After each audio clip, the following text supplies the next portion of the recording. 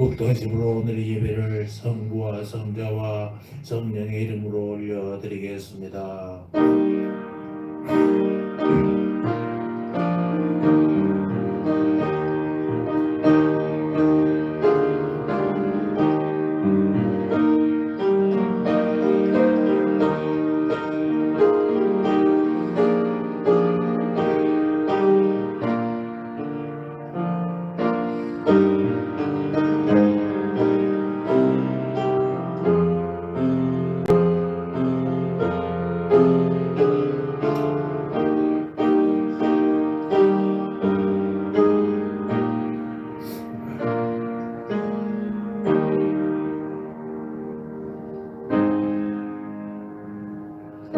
오라 우리가 굽혀 경배하며 우리를 지으신 여호와 앞에 무릎을 꿇자. 그는 우리의 하나님이시오. 우리는 그가 기르시는 백성이며 그의 손이 돌보시는 양이기 때문이라. 너희가 오늘 그의 음성을 듣거든 너희 마음을 완악하게 하지 말지어다. 하나님은 여기시니 예배하는 자가 신령과 진정으로 예배할지니라. 아멘. 할렐루야. 사랑과 은혜가 충만하신 하나님 우리 아버지여, 광야 같은 세상에서 허덕이며 방하던 저희가 오늘은 대림절 둘째 주 거룩한 주일을 맞이하여 주님의 성전에 올라와 주님께 예배드리게 하시니 감사합니다. 우리의 지친 몸에 안식을 주시옵시고 걱정과 근심에 쌓인 심령에 평안을 주시옵소서. 생수와도 같은 은혜로운 말씀을 들을 때에는 우리의 귀가 열려 하나님의 음성을 듣게 하시고 기쁨으로 찬송을 드릴 때는 찬양 중에 임하시는 하나님의 영광을 보게 하여 주시옵소서. 말씀이 육신이 되어 이 땅에 오신 예수님을 기억하며 우리도 겸손한 마음으로 하나님께만 영광을 돌리게 하여 주시옵소서. 감사합니다. 예수님의 이름으로 기도합니다. 아멘.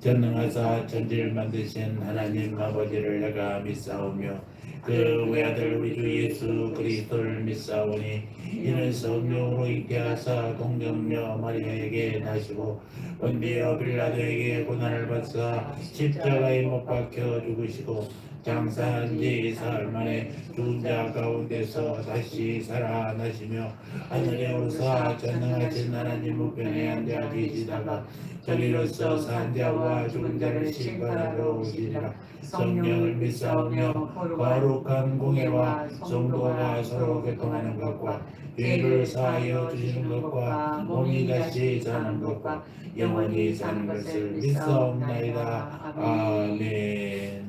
교동문 116번 내림절 두 번째 우주강림 교동문을 교독하시겠습니다. 이 세 줄기에서 한 싹이 나며 그 뿌리에서 한 가지가 나서 결실할 것이요 그의 입에 여호와의 영 곧 지혜와 총명의 영이요 모략과 재능의 영이요 지식과 여호와를 경외하는 영이 강림하시리니 그가 여호와를 경외함으로 즐거움을 삼을 것이며 그의 눈에 보이는 대로 심판하지 아니하며 그의 귀에 들리는 대로 판단하지 아니하며 공으로 가난한 자를 심판하며 정직으로 세상의 겸손한 자를 판단할 것이며 그의 입에 막대기로 세상을 치며 그의 입술의 기운으로 악인을 죽일 것이며 공으로 그의 허리띠를 삼으며 성실로 그의 몸의 띠를 삼으리라. 그때의 이리가 어린 양과 함께 살며 표범이 어린 염소와 함께 누우며 송아지와 어린 사자와 살찐 짐승이 함께 있어 어린아이에게 끌리며 암소와 곰이 함께 먹으며 그것들의 새끼가 함께 엎드리며 사자가 소처럼 풀을 먹을 것이며 젖 먹는 아이가 독사의 구멍에서 장난하며 젖된 어린아이가 독사의 굴에 손을 넣을 것이라. 내 거룩한 산 모든 곳에서 해됨도 없고 상함도 없을 것이니 이는 물이 바다를 덮음같이 여호와를 아는 지식이 세상에 충만할 것임이니라. 그날에 이새의 뿌리에서 한 싹이 나서 만민의 기치로 살 것이며 열방이 그에게로 돌아오리니 그가 거한 곳이 영화로우리라. 아멘. 자리에 앉아 찬송합니다.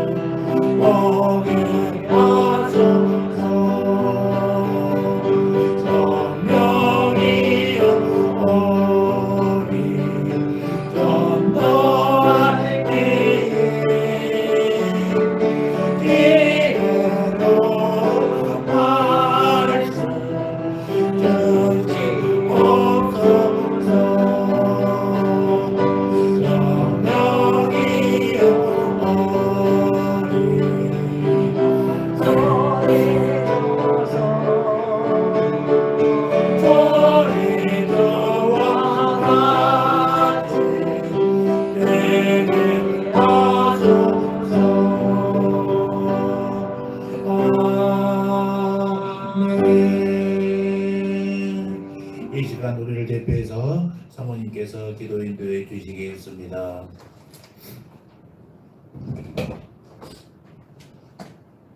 살아계셔서 역사하신 아버지 하나님, 오늘 날도 주의 은혜로 저들의 송부님들을 불러주시는 은혜를 진심으로 감사합니다. 주님의 부르심이 없이는 아버지 앞에 아무도 올 자가 없다고 주님 말씀하셨습니다. 우리 주님이 한 시간에도 우리와 함께 계시고 이 대림절을 맞이하여 하나님 아버지 앞에 아버지 하나님 다시 한번 겸손히 낮아져 고개 숙일 수 있도록 저희를 인도하여 주심을 감사합니다. 우리 주님 대림절을 통하여 기도하시고 정말로 이 땅에 우리들을 아버지 하나님이여 마귀로부터 아버지 구속하기 위하여 세상에 오심을 우리가 믿사옵고 정말로 우리 주님이 그 보혈의 피를 흘림으로 말미암아 우리의 모든 죄가를 사하시고 주 예수를 믿으라 그리하면 너와 내 집이 구원을 얻으리라 주님 말씀하시는 것처럼 주님만 붙들고 나가면 우리가 아버지 하나님의 구원을 얻는다는 것을 확실히 믿고 주 앞에 이 시간에 왔사오니 아버지 하나님여 주의 보혈로 우리들 머리부터 발끝까지 덮어주시어서 온전하신 성령님의 그 크신 역사가 우리들에게 임하시사 우리들이 말씀을 들을 때 깨닫게 하시고 주의 말씀대로 아버지 하나님이여 하루하루가 아버지 하나님이여 살아갈 수 있도록 성령이여 저들에게 눈을 열어주시고 길을 열어주시고 아버지 하나님 말을 잘할 수 있는 지혜를 허락하여 주시사 주의 말씀대로만 행하시옵소서 하고 순종하는 저희들에게 허락하여 주시옵소서. 살아계셔서 역사하신 아버지 하나님 오늘도 감사합니다. 하나님이여 이 나라의 백성을 지키시고 주의 놀라운 은혜로 함께하여 주시사 아버지 하나님의 이 나라가 더욱더 새롭게 되기를 원합니다. 아버지 하나님여 먼저 믿는 아버지 하나님여 귀한 성직자들이 주님 앞에 회개하고 통회하고 자복함으로 이 나라가 바로 서게 하시고 국가의 모든 이정자들이 주님을 두렵고 떨림으로 섬겨서 하나님 이 나라가 바로 설 수 있도록 허락하여 주시옵소서. 성령 하나님이여 또한 기도합니다. 이 나라의 교회마다 주님 다시 부흥을 일으켜 주시옵시기를 기도합니다. 정말로 코로나로 인하여 많은 성도들이 아버지 하나님여 떨어져 나갔사오나 아버지 하나님여 그 성도들을 다시 한번 아버지 주의 품으로 불러주시고 성령님이 그들의 마음을 깨우치시사 또 교회로 다시 주님 품으로 돌아올 수 있도록 주여 은혜를 베푸시고 우리와 동일한 은혜로 한없이 주님의 축복을 받아가며 따라갈 수 있게 하시고 영원한 영생에 들어갈 때까지 우리와 함께 아버지 하나님여 그날에 이룰 수 있도록 주여 축복하시옵시기를 기도하옵나이다. 아버지 하나님 오늘도 귀한 사자님 아버지 하나님 단위에 세우셨습니다. 주여 함께하여 주시고 머리부터 발끝까지 주의 보혈로 덮어주시며 아버지 하나님 특히 성대를 붙잡아 주셔서 오직 예수님의 말씀만 대언할 때에 아버지 하나님의 주님의 목소리로 말씀이 들려지게 하시사 우리에게는 한없는 은혜가 되게 하옵소서. 새하멜 식구들 어디에 있든지 주여 아버지 하나님여 간섭하여 주시고 저들을 함께하여 주시사 이 시간에 여기에 베푸신 동일한 은혜를 그들에게도 함께 하옵소서. 처음 시간입니다. 마치는 시간까지 우리 주님이 함께하여 주실 줄 믿사옵고 온전히 성령님이 자각하여 주시옵시고 주님만 영광을 받으시옵소서. 예수님의 이름으로 기도드렸습니다. 아멘.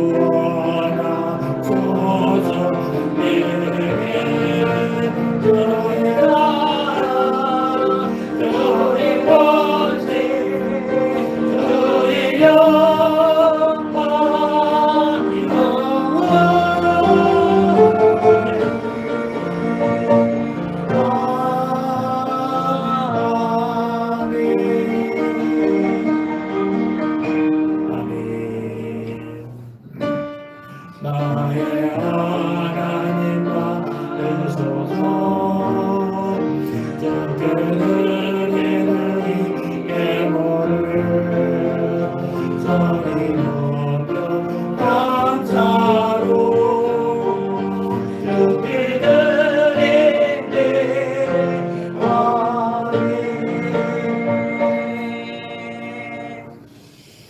목사님 과정에서 더 감사드렸습니다.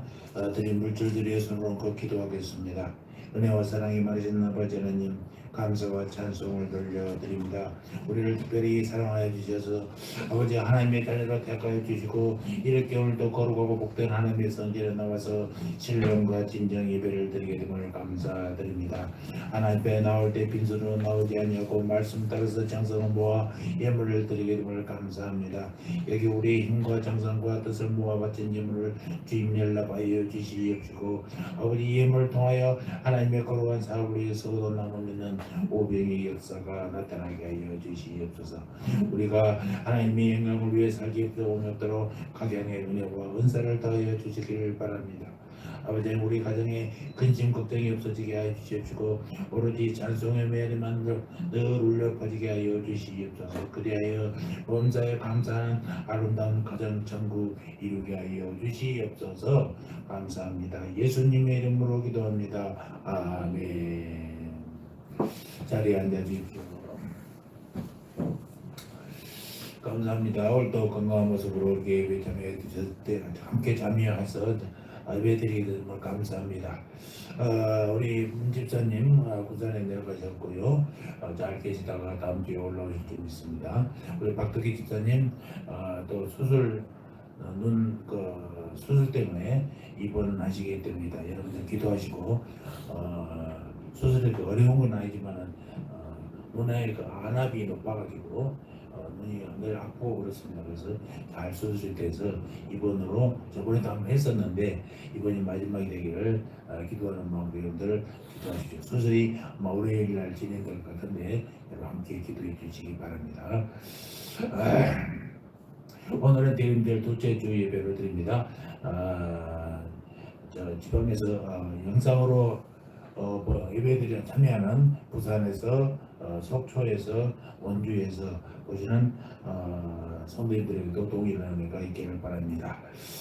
저는 교통사고가 나서 지금 2주째 됐네요. 일주일은 병원에 있다가 나왔고 금요일날 나와서 지난주 예배드렸고 한방 치료를 받는데 나온 것 같다가 또 지금도 이렇게 서 있으면 뒤에가 통증은 아닙니다. 시큰시큰한 그렇게 느껴져서 이게 일주일은 최소도 더 있어야 되지 않을까. 이쪽은 왼쪽은 괜찮을 것 같은데 이게 오른쪽으로 옮겨간 것 같은 그였고 약간 불편합니다. 서 있는 것이 불편합니다. 여러분 기도해 주십시오. 오늘도 예배 후에 시사하면서 또 사랑의 기도를 나누겠습니다. 오늘의 말씀은 마태복음 11장 2절에서 11절까지입니다. 마태복음 11장 2절로 11절까지 마태복음 11장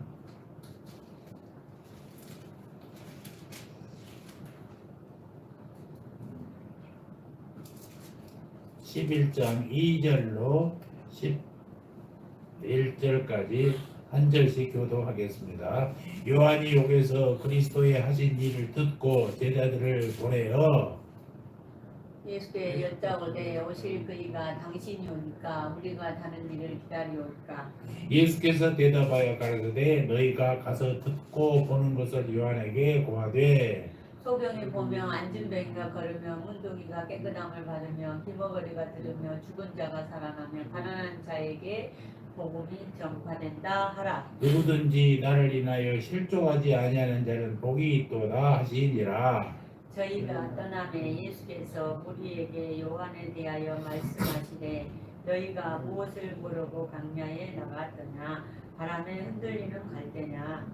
저희가 떠나며 예수께서 우리에게 요한에게 대하여 말씀하시되 너희가 무엇을 보려고 광야에 나갔더냐 바람에 흔들리는 갈대냐. 그러면 너희가 무엇을 보려고 나갔더냐 부드러운 옷 입은 사람이냐 부드러운 옷을 입은 자들은 왕궁에 있느냐. 그러면 너희가 어찌하여 나갔더냐 선지자를 더 보려더냐. 옳다 내가 너희에게 이르노니 선지자보다도 나은 자니라. 기록된 바 보라 내가 내 사자를 내 앞에 보내노니 저가 내 길을 내 앞에 예비하리라 하신 것이 이 사람을 대한 말씀이니라. 기록된 바 보라 내가 11절 다 같이 시작. 내가 진실로 너희에게 말하노니 여자가 낳은 자 중에 세례 요한보다 큰 이가 일어남이 없도다. 그러나 천국에서는 극히 작은 자라도 저보다 크니라. 아멘. 오늘 본문의 마태복음 11장의 말씀을 중심으로 대림절의 질문과 각오라는 제목으로 말씀을 묵상해 보도록 하겠습니다. 오늘의 대림절 둘째 주예요. 이 예수님을 기다리는 대림절, 대강절 그러는데 뭐 이 개인적인 성향이 있어서 대림절이라고 하기도 하고 강림절이라고도 합니다.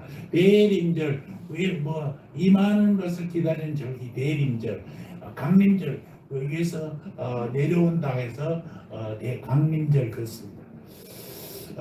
저는 대림절이라는 용어를 주로 쓰는 경향이 있습니다. 지난주부터 대림절은 시작되었습니다. 이 크리스마스 전 네 주가 앞에 네 주가 대림절이라고 그러는데 이 대림절이 시작되면 이제 교회가 성탄절 트리도 장식하고 예수님의 오심을 기다리는 불도 밝히고 막 이렇게 하는 것입니다. 오늘 본문을 중심으로 대림절의 질문과 대답이라는 제목으로 말씀을 묵상하는 시간이 되기를 바랍니다. 본문의 내용을 보면 세례 요한은 지금 지하 감옥에 갇혀 있어요. 7일까지 깜깜하고 어둠이 적막하고 있습니다. 거기는 습기도 눅눅하고 바퀴벌레들이 얼마나 좋아하는 환경이었어요. 바퀴벌레를 침구해서 살고 있습니다. 아무 빛도 없습니다. 오직 들리는 것 여러분은 밖에서 저희들은 간수들의 이야기 소리뿐이에요. 아무도 들리지 않아요. 요한은 지금 감옥에 갇혀 있으면서 철사슬에 묶여 있어요. 손도 묶여 있고 발도 묶여 있어요. 양다리가 철사슬에 묶여 있어 행동의 제약을 받고 있고 심지어 잠잘 때도 사슬에 묶인 채 수면을 취하였습니다. 유대인 역사 중에 요세푸스라는 유명한 사람인데 이 요세푸스가 역사를 기록한 사람인데 이 사람은 따르면 세례 요한은 헤롯 안디바에 의해서 서해 동쪽에 위치한 마케루스 성에 있는 토굴에 갇혀 있다라고 기록하고 있어요. 이 마케루스가 지도상이 어디냐면 여러분 그 사해 여기가 갈릴리 바다고 요단강을 따라서 사해가 있지 않습니까? 사해 동쪽에 붙어 있는 산성입니다. 마케루스라는 산성인데 이 산은 아주 이렇게 높은 산 꼭대기에 이 위에 성이 이렇게 있어요. 이래서 그 산 꼭대기 성을 아주 잘 지어서 여기서 공전을 지어놓고 놀고 그랬던 것입니다. 산 꼭대기 있는 것은 다른 사람으로부터 침범을 못하도록 방어하기 좋게 산을 만들었죠. 그 가운데 이렇게 이제 요한이 감옥에 갇혀 있던 토굴이라는 곳이 여기 지금 사진으로 이렇게 되어 있습니다. 이 토굴 속에서 요한이 할 수 있는 것은 뭐겠습니까? 유일한 것은 자기가 가질 수 있는 것은 시간뿐이고 또 할 수 있는 것은 머리로 생각하는 것뿐이에요. 요한은 알고 싶었어요. 자신이 얼마 전에 요단강에서 만난 세례 주었던 나사렛 출신 예수라는 청년이 과연 이스라엘이 기다리는 바로 그 메시아인가? 내가 그를 잘못 본 것은 아닌가? 라는 생각을 하게 됐단 말이에요. 잘못 본 것은 아닌가라는 의심할 때는 뭐겠어요? 그 사람에 대해서 처음에는 신뢰가 좋지만 점차 그 신뢰가 없어져 간다는 그런 의미가 아니겠습니까? 그래서 세례 요한은 제자들을 예수님에게 보내요. 물어보겠습니다. 어떤 물음이에요? 오실 그이가 당신이오니까 우리가 다른 일을 기다리오니까 라는 거입니다. 오늘 말씀은 외로운 감옥에서 고민하던 세례 요한의 고뇌에 대한 질문에서 시작하고 있습니다. 우리는 이 요한의 질문과 그에 대한 그 질문에 대한 대답을 통해서 예수님의 믿음, 그 믿음을 통해서 우리 자신들의 믿음도 점검해 보아야 될 줄 믿습니다. 우리도 요한처럼 예수님에 대한 중요한 질문을 던져놓고 솔직하고 진실하게 주님 앞에 우리 대답을 올려드려야 할 줄 믿습니다. 먼저 우리 요한의 질문부터 다시 한번 보시겠습니다. 2절 3절을 다 같이 읽겠습니다. 2절 3절 시작. 요한이 목에서 그리스도께서 하신 일을 듣고 제자들을 보내어 예수께 그에게 여짜오되 오실 그이가 당신이오니까 우리가 다른 일을 기다리오리까. 여기서 요한이 던진 질문은요, 사실 우리에게 가장 중요한 질문입니다.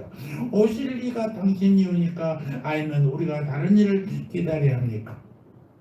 이 질문은 요한의 마음에 아까도 말씀드렸지만 처음에 확신을 가지고 있었어요. 그런데 이 확신을 가진 오실 그이가 당신인 줄 난 믿습니다 하고 세를 줬는데 이게 점차 흐려져 가고 있다는 것입니다. 왜 그러니까 요한이 처음 예수님을 요단강에서 봤을 때 하나님께서 요한에게 예수님의 메시아임을 확신시키고 따라서 요한은 예수님에게 믿음으로 세를 베풀었어요. 그런데 시간이 지난 후에 지금 감옥 속의 요한에게 점점 이해하기는 예수님의 모습을 보면서 그 믿음이 흐려지기 시작했다는 것입니다. 요한은 감옥 속에 있으면서요 예수님에 대한 소식을 자세히 들었어요. 2절 보니까 요한이 옥에서 그리스도께서 하신 일을 듣고 제자들을 보내요 라고 됐지 않습니까? 여기서 그리스도께 하신 일, 이게 무슨 일이냐?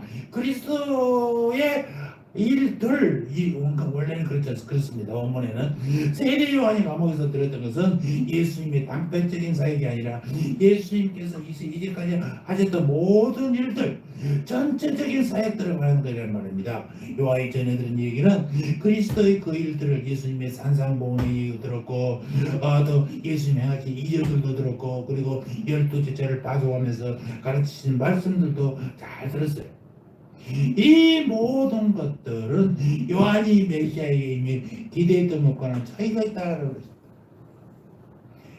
그리고 요한과 예수님과는 매우 다른 삶의 방식을 가지고 있었어요. 여러 가지 정황으로 볼 때 요한이 예수님을 오해하기 딱 쉬운 거란 말입니다. 여러분들이 잘 아듯이 요한 어떻습니까? 엄청난 삶을 살았잖아요. 그가 부잣집에서 태어났습니다. 넉넉한 집에 태어났어요. 그럼에도 불구하고 세손과 분리된 삶을 살았어요. 그리고 광야에서 살았어요. 옷도 검소한 옷을 입었습니다. 그리고 음식도 좋은 것을 먹는 게 아니라 그저 광야에서 취할 수 있는 메뚜기를 잡아먹고 석정을 꿀을 먹고 그랬어요. 많은 신학자들은 요한이 당시의 금욕파요 분리주의자들인 예선내파에 속였다라고 이해하고 있습니다.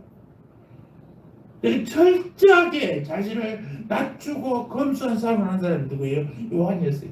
그런데 예수님은 상당히 느슨한 요한이 생각할 때는 느슨하다는 것입니다. 예수는 갈릴리에서 사역을 하셨습니다. 그리고 가버나움 등 도시를 중심으로 돌아다녔어요. 예수님이 가시는 것보다 음식이 많이 쌓여 있었어요. 그래서 사람들부터 뭐라고 욕을 먹습니까? 먹고 놀기를 좋아하는 자, 파티를 좋아하는 자라는 비판을 받게 됐던 사람입니다. 어쩌면 요한의 질문은 당연한 것입니다. 오실 그이가 당신입니까? 여기서 오실 그이라는 것은 그이라는 단어는 히브리어로 오실 메시아를 가리키는 칭호예요. 구약에서도 신약에서도 이 단어가 몇 번 계속해서 쓰여지고 있는 거예요. 그러면서 오실 그이가 당신입니까? 여기 당신에 대해서 강조하고 있잖아요. 따라서 원어의 뉘앙스를 따라서 본문을 해석한다면 혹시 당신이 오실 그분 맞습니까? 라고 정도로 이해하는 것이 좋을 듯합니다. 단순한 호기심이라는 게 아니라 요한이 자신이 가지고 있던 메시아에 대한 기대와 다소 상충되는 예수님의 행적이기 때문에 의심 어린 마음을 갖게 됐다라는 것입니다. 이 양반이 확실한 메시아인 것을 믿고 세를 줬는데 아닌 것 같아. 갈수록 아닌 것 같아. 그래서 우리가 혹시 다른 사람을 기대할 때입니까? 혹시 당신 말고 다른 메시아가 있는 거 아닙니까? 라는 의구심을 갖게 되었다는 것입니다. 여러분, 왜 세례 요한은요 이런 질문을 하고 있습니까? 그 이유는 그가 가진 메시아의 관점에 차이가 있기 때문에 그렇습니다. 그러나 때 예수님을 메시아로 확신했지 않습니까? 요한복음 3장에 보면요 확신하고 세례를 줬어요. 메시아를 무서운 심판자의 개념으로 이해했기 때문에 이라는 확신이 흔들리는 거예요. 메시아 오시면 실제 이스라엘을 회복시키고 다윗 왕국의 영광을 재현할 것으로 기대했어요. 그런데 막상 예수님께서 오셔서 하시는 걸 보면은 그 말씀과 행동이 요한이 기대던 것과는 영 달라. 더욱이 자신을 가진 폭군 헤롯 이 여전히 왕성하고 있어요. 그래서 메시아 오시면 이런 악한 사람들은 싹 정리하고 말이죠. 심판 내려야 될 텐데 그렇지도 않아. 자기처럼 정의로 부르짖고 메시아만 오직 기다리는 사람에게 해방시켜야 되는데 그 자기는 아직도 감옥에 있어. 그런데 거기다가 예수님은 오셔서 심판을 하는 게 아니라 구원을 얘기하고 있어. 심판과 구원은 전부 안 되잖아요. 그러니까 요한은 오시는 메시아가 심판에 주로 오실 거라고 생각했는데 오히려 구원하고 힘든 사람들 도와주고 새로 하나님 나라의 백성이 되도록 늘 이렇게 복음을 전하고 다니는 거예요. 선민 이스라엘에 이어서 된 해방과 자유의 확보보다도 예수님 하시는 죄 사함의 권세와 더불어 치유의 이적을 행하고 있었다라는 것입니다. 이 때문에 요한은 오해 섞인 질문을 예수님께 하게 됐죠. 사랑하는 성도 여러분, 예수님이 길자리에서 이 세상에 왔던 세례 요한조차도 그의 메시아 관에 문제가 있었다면 당시에 이스라엘 백성들은 어떠하겠냐 말이에요. 확실했던 메시아라고 믿었던 그가 세례까지 줬으니까 이 양반이 아닌 것 같다라고 생각한다면 다른 사람들은 어떻겠냐 말이에요. 그때는 말할 것도 없고 2000년이 지난 지금도 유대인들은 유월절을 지내면서 그들이 기다리는 메시아를 맞아들이기 위해서 문을 열어놓고 식탁에 빈자리를 논답니다. 주님이 다시 오실 그 자리를 마련하기 위해서. 이미 오신 예수님, 그가 메시아인 줄 아는데도 유대인들은 아직도 메시아가 새로 올 줄 안단 말이에요. 다른 예수를 기다리고 있는 거예요. 우리가 다른 일을 기다리우니까 이 질문은 비단 요한의 질문만이 아닌가요? 이 시대의 수많은 사람들은 예수 그리스도 외에 다른 존재를 찾고 있어요. 심지어 라오디게아 교회와 같은 현대 교회는 교회 안에서조차 예수님의 메시아 되심을 확신하지 못한 교인들이 적지 않은 것 같습니다. 종교개혁자 마틴 루터도 고난 중에 낙심한 적이 있어요. 낙심했다는 게 뭐예요? 믿음이 떠나있다는 거 아니에요. 하나님을 붙잡으며 낙심할 적이었는데 믿었던 그 하나님을 놓쳐버린 거 아니에요.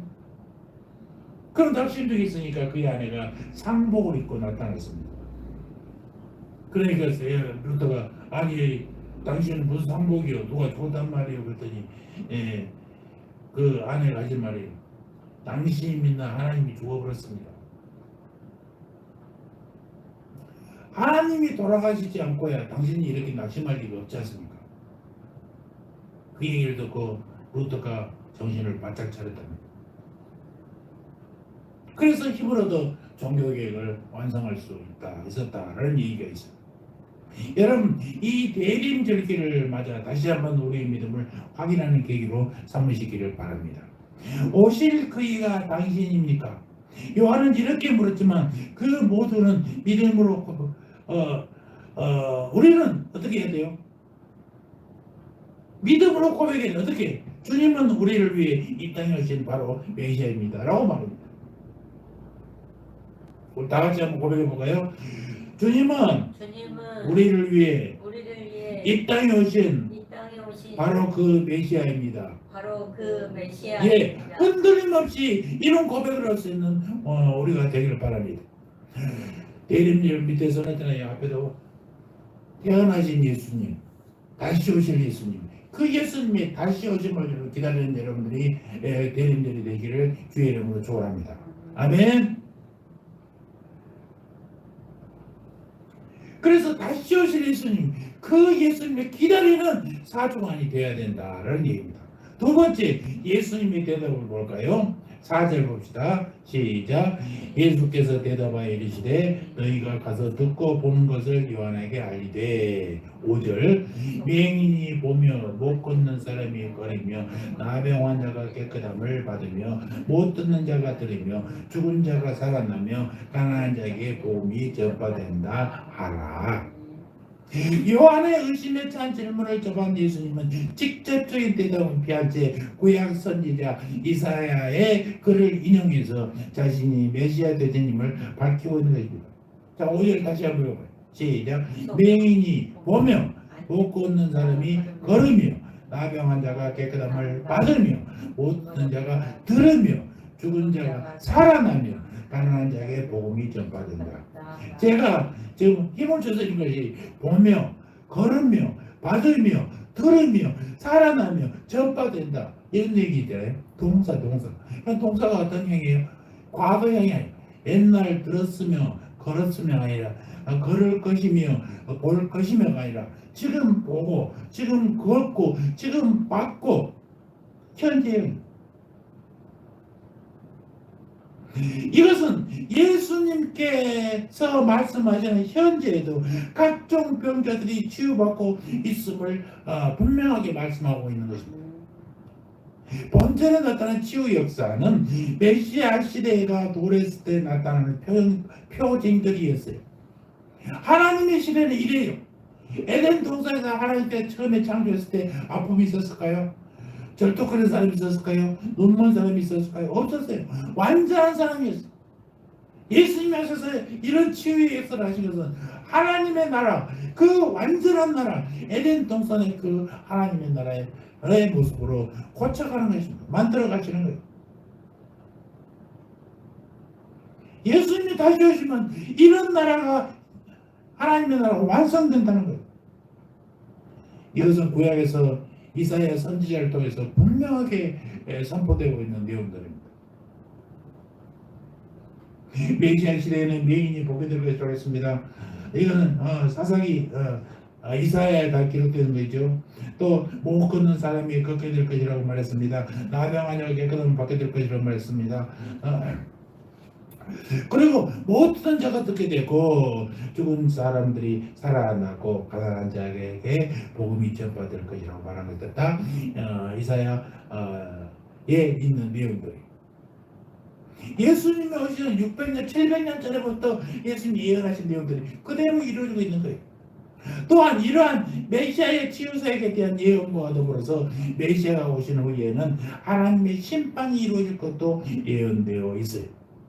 아마도 세례요한은 예수님을 이 세상의 죄에 대한 심판자로서의 메시아만을 기대하고 있었기 때문에 자기의 기대치와 맞지 않는 예수님에 대해서 이런 오해를 하게 된 것입니다.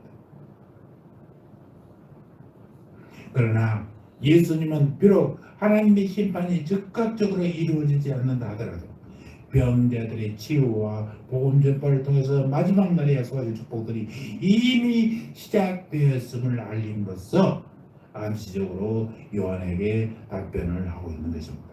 즉 예수님은 자신이 구약에서 예언된 메시아 자격으로 이런 기적을 베풀고 있다라고 말씀하시는 뜻이에요. 여러분 세례 요한의 질문에 대한 예수님의 답변은 한마디로 내가 바로 오실 그이다 라는 거죠. 나는 선지자의 예언대로 올 메시아다 이 말입니다. 당시 요한은 어두운 감옥 속에서 초조하게 기다리고 있었어요.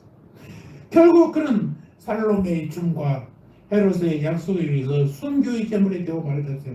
목이 잘라졌어요. 과연 요한이 예수님의 대답을 완전히 이해했는지 분명하진 않습니다.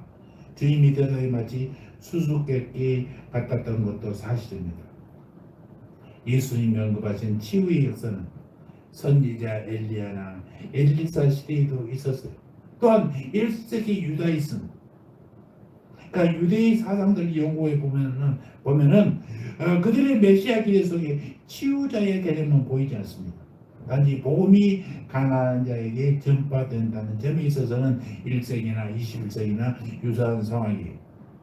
사실 예수님 편에서 요한에게 자신의 메시아 되심을 증명할 다른 방법이 없어요. 다만 선지자 이사야의 글을 언급하심으로 예수님은 자신이 선지자가 예언한 바로 그 메시아임을 선포하고 있는 것입니다. 선지자 이사야는 메시아 시대를 노래하면서 그 모든 축복이 구속함을 입은 자들을 위한 것이다 라고 말했습니다. 이사야 35장 8절을 한번 찾아볼까요?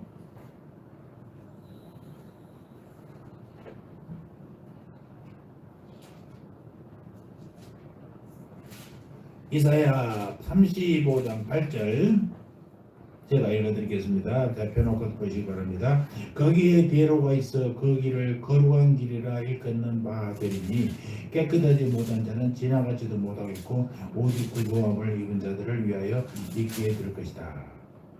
구속의 사역을 위해서 우리 가운데 오신 미시아는 예언대로 자기 백성에게 고난받아 피 흘려 죽으셨고 예언대로 무덤을 깨고 부활하셨습니다. 그리고 마침내 주님은 고난을 통해서 영원한 승리를 이루셨던 것입니다. 이제는 우리 차례. 세례 요한이 자신의 의무를 정직하게 예수님께 물었던 것 같이 우리도 자신에게 정직하게 물어볼 필요가 있습니다. 오실 그이가 당신 이오니까 우리가 다른 일을 기다리오리까. 세례 요한에 비하면 우리는 훨씬 더 유리한 입장에 있어요. 요한의 경우 그는 아직 예수님의 사역을 끝까지 보지 못했습니다. 아직 예수님께서 하나님 나라에 대해서 세상 종말에 대해서 가르치던 모습을 보지 못했다는 것입니다. 나사로의 무덤 앞에서 우시던 주님의 모습, 감람산 종덕에 앉아 예루살렘에 보면서 통곡하시는 주님의 긍휼의 눈물을 아직 보지 못했습니다. 아직 주님께서 자원하여 갈보리 언덕 위 십자가에 높이 달려 피 흘려 고통에 몸부림치시던 장면도 보지 못했어요. 요한은 아직 주님께서 무덤을 깨뜨리시고 사흘 만에 부활하신 영광스러운 모습도 보지 못했어요.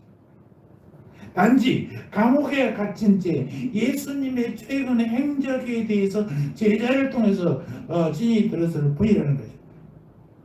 맹인이 보게 되고 못 걷는 사람이 걷고 되고 나병 환자가 깨끗함을 받게 되고 있다는 놀라운 소식을 들었습니다. 그런데 우리는 어떻습니까?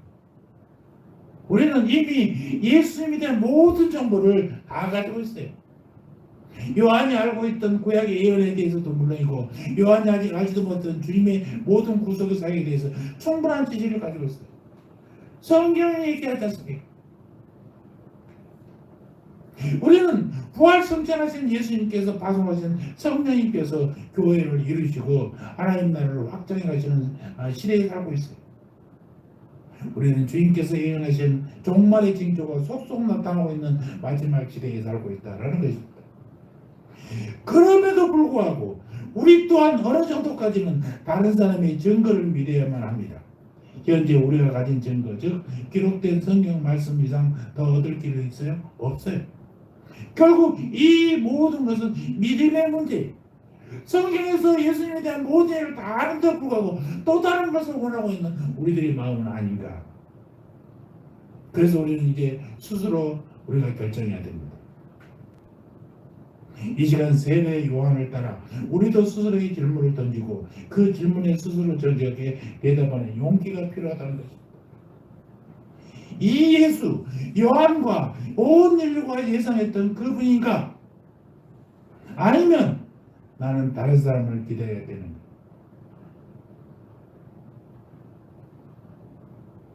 이제 3주? 2주? 2주, 3주면 크리스마스죠. 세상은 대림절도 되기 전에 온통 난립니다.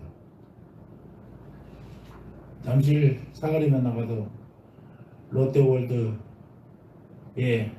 장식들이 얼마나 화려한지 몇 억을 쏟아 부어서 상업을 장사를 위해서 화려하게 크리스마스를 이용합니다. 어떤 심리학자의 TV 인터뷰에 이런 얘기했어요. 만일 예수가 구세주라는 크리스마스 이야기를 믿지 않는다면 성탄절이 무슨 의미가 있습니까? 그때 그 학자가 말합니다. 아무 문제 없어요. 아이들을 불러 모으고 크리스마스 전통에 대해서 말하면 되는 겁니다. 국기를 긋고 서로 축복하고 안부 전하고 선물 교환하고 오랜 친구들께 안부 묻고 굳이 동정녀 탄생이나 마법관 이야기가 없어도 되는 것이고 동방박사가 또 목자들이 필요하지도 않아. 성탄은 예수 그리스도가 없고 다른 것만 있어도 된다는 거예요. 여러분 그렇습니까? 과연 목자들에게 나타난 천사들의 찬송이 필요 없습니까? 황금과 유황과 모략을 예물로 바치던 동방박사의 얘기가 아무 의미가 없는 것입니까? 절대 그럴 수 없습니다. 여러분 이 성탄의 계절에 우린 출처를 알 수 없는 비성경적인 내용들이 너무나 많습니다. 제가 부교육자 때 유년부를 담당했는데 그때 설문조사를 한번 해봤어요. 크리스마스는 무슨 날인가? 그랬더니 불행하게도 63.6%가 산타크로스 생일이래. 산타크로스가 주인공이야. 성탄 선물이 주인공이에요. 파티가 주인공이에요.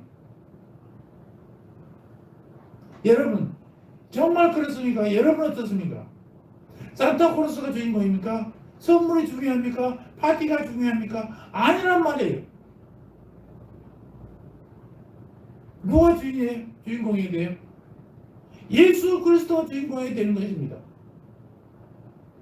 아까 영상에 내가 썰렸다고 하는 산타크로스를 재미로 넣어놨더니 사모님이 저건 아니라고 그랬다 바꿨습니다. 여러분 산타크로스가 성탄의 주인공은 절대 아닙니다. 파티하는 크리스마스 파티가 우리가 해야 될 일이 아니에요. 선물 주는 것도 우리의 중점이에요. 크리스마스의 중점이 아니에요. 예수님이 중심이라는 사실을 잊지 마시기 바랍니다. 우리의 관심은 오직 예수님께 집중해야 돼요. 산타크로스 할아버지가 절대 주인공 아니란 말입니다. 선물 주인공이 아니에요. 파티가 아니에요. 예수 그리스도가 주인공을 우리 마음속에 명심해야 되는 거예요. 변함없이 오실 거기가 당신입니까가 아니라 오실 거기가 당신입니다. 나는 당신만 기다립니다. 이런 우리들 각오가 필요하다는 거예요. 아기 예수뿐만 아니라 갈릴리의 예수님, 고난받으신 예수님, 십자가에 달려 피 뿌리신 예수님, 사망 못을 깨뜨리시고 부활하신 예수님, 하늘로 승천하셔서 하늘 보좌에 앉으셔서 성령을 발송하고 계시는 예수님, 그리고 마침내 우리를 찾아 다시 오실 예수님, 바로 이 예수님에게 모든 초점이 맞추어져야 된다라는 것입니다. 우리는 세례 요한과 달리 세상이 던지는 의심의 찬 질문 앞에서 오히려 당당히 외쳐야 돼요. 오실 그이는 바로 주님 당신뿐입니다. 주님은 저의 영원하신 주인입시다. 이런 고백이 우리의 입에서 나와야 된다는 거예요. 이것이 성탄을 기다리는 대림절에 우리들이 해야 될 각오라는 것입니다. 사랑하는 성도 여러분들, 성탄절의 중심은요 예수님이에요. 크리스마스의 유일한 주인공은 예수님이어야 된다는 것입니다. 예수님은 만왕의 왕으로서 낮고 천한 자리로 육신을 입고 친히 자원하여 이 땅에 오신 분이에요. 예수님은 이 세상에 오셔서 깊숙이 우리의 삶에 개입하셨습니다. 그러면서 자기는 철저하게 하나님의 법을 따라 사신 분이에요. 예수님은 가난한 자들과 죄인들을 은혜로 받으셨습니다. 그러면서도 죄에 대해서는 엄격히 경고합니다. 죄인들, 불쌍한 사람들이 매일 먼저 찾아가서 같이 밥을 먹고 그래서 유대인들에게는 율법에 어긋난다고 지적을 받지만 그들에게도 손을 먼저 내밀고 그러나 죄에 대해서는 엄격히 경고하신 분이었습니다. 그리고 주님은 외식한 자들과 자칭 깨끗하다고 하는 자들을 크게 욕하신 분이에요. 그러면서도 병든 자들, 아픈 자들 긍휼히 여기시고 고쳐주셨던 분이에요. 주님은 제자들을 뽑아서 소호흡을 형성하여 그들을 가르치시며 훈련시켜서 초대교회의 초성으로 만드셨어요. 큰 대규모 집회를 해서 많은 사람들이 전하는 게 아니라 12명의 제자들을 제대로 가르쳐서 이들로 하여금 온 세상에 복음이 전파되게 만들었다는 것입니다. 마침내 모든 세상 죄를 지고 갈보리로 오신 분, 철저하게 나서서 우리의 대제사장이 되신 분, 사탄의 사망 권세를 이기시고 모둠을 깨고 다시 사셔서 부활로 위대한 승리를 이루신 분, 성천하셔서 성령님을 파송하시고 이 땅에 교회를 설립하셔서 하나님 나라를 확장하고 계시는 분, 지금도 자기 종들을 부르시고 훈련시키면서 불신세상으로 파송하고 계시고 그들로 하여금 또 다른 영혼을 위해서 삶을 투자하도록 이끄신 분, 그리고 이제 자기 백성들을 천국으로 인도하기 위하여 하늘로부터 영광 중에 천군천사들과 함께 속히 오실 그 만왕의 왕, 만왕의 주, 우리 영원한 왕이신 예수님이십니다. 사랑하는 성도 여러분, 그러므로 이번 성탄은 세례 요한처럼 핵심점 질문을 던진 후에 그 질문에 대해서 스스로 한번 대답해 보시기 바랍니다. 오실 그이가 당신입니까? 아니면 우리가 다른 일을 기다려야 할까? 이 질문에 여러분은 어떻게 대답하시겠습니까? 만일 그분이 오실 그이가 맞다면 우리 삶의 자세는 완전히 달라져야 된단 말입니다. 마라나타 주 예수여 어서 오시옵소서. 이 마라나타를 외치면서 일생일대의 대결단이 필요한 때가 대림절을 준비하는 맞이하는 우리들의 자세입니다. 이것을 명심하시기를 주님의 이름으로 축원합니다. 아멘. 할렐루야. 하나님 우리 아버지, 다시 오실 주님을 기다립니다. 우리의 구세주는 오직 예수 그리스도뿐임을 명심하고 주 예수의 오시옵소서 기다리며 기도하는 우리들 되게 하여 주시옵소서. 주님과 함께 영생을 드리는 성도들의 삶이 되게 하여 주시옵소서. 특별히 시간 성도들을 위해서 기도합니다. 추석 중에 힘들어하는 우리 박 집사님 주님 함께 하여 주시옵소서. 안건함을 주시옵소서. 아버지 하나님을 붙잡고 희망을 가지며 소망을 가지며 매일매일 감사의 삶을 살아가게 하여 주시옵소서. 김유해관 아들의 병치료를 위해서 날마다 기도하는 광명자 성도님, 주여 아드님에게 치유의 광선을 발하여 주시어서 빨리 회복되게 하시고 이 어머니의 정성스러운 기도를 들어주시어서 아버지 하나님 그 가정에 정말로 화목하고 평안과 사랑이 넘치는 가정이 되게 주여 축복하여 주시옵소서. 우리 사랑하는 박덕 집사님 치료를 위해서 입원합니다. 치료의 과정마다 주님의 의사의 손길과 감사의 손길을 통해서 주님의 사랑이 느껴지게 하시고 체험되게 하여 주시옵소서. 사랑하는 군산 주타종인 문명옥 집사님 주여 함께하여 주시옵소서. 노구에도 건강하심을 감사드리며 아버지 아니며 정말 주님 만날 날 얼마 남지 않았지만 더욱더 주님을 향해 마음을 다하고 정성을 다하는 집사님의 삶이 되게 하여 주시옵소서. 감사합니다. 예수님의 이름으로 기도합니다. 아멘.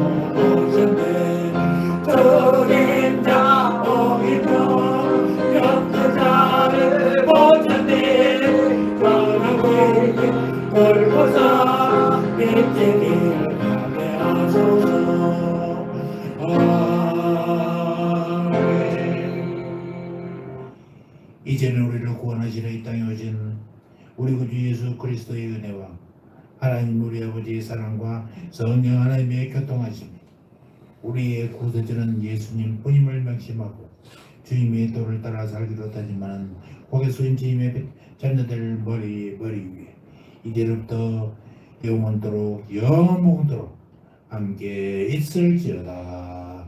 아멘.